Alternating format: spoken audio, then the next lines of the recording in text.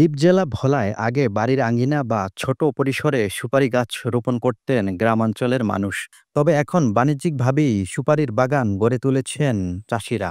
এবছর ফলন ভালো হওয়ায় লাভের আশা করছেন তারা। আমার একা না, সবের সুগারই ভালো। আমার মনে হয় যে অনুমানিক যদি দর ভালো হয় তাহলে আমি 5 লাখ টাকার সুগারই বিক্রি করব। গত বছর যা হয়েছে তার থেকে প্রায় 3 গুণ বেশি হয়েছে এবার। সুপারি সংগ্রহ থেকে শুরু করে বিক্রি নিয়ে ব্যস্ত চাষি ও ব্যবসায়ীরা। স্থানীয় চাহিদা মিটিয়ে ভোলার সুপারি চলে যায় পঞ্চগড়, বগুড়া, রাজশাহী ও নওগাঁ সহ উত্তরের 10 জেলায়। আমাদের এই জায়গার সুপারি বাংলাদেশের এমনকি বাহিরেও রপ্তানি হচ্ছে। আমরা ইনশাল্লাহ খুবই ভালো ফলন পাইছি। আর 20 থেকে 25, 15 থেকে 20 কোটি টাকার অলরেডি আমাদের বিক্রি হয়েছে।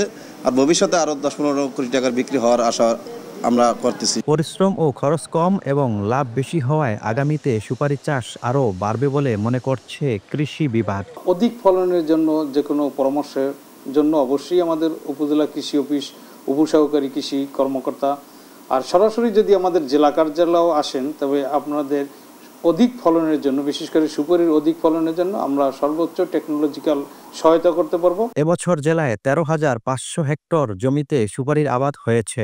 হেক্টর প্রতি 8 মেট্রিক টন হারে উৎপাদন হবে 96 মেট্রিক টন সুপারি।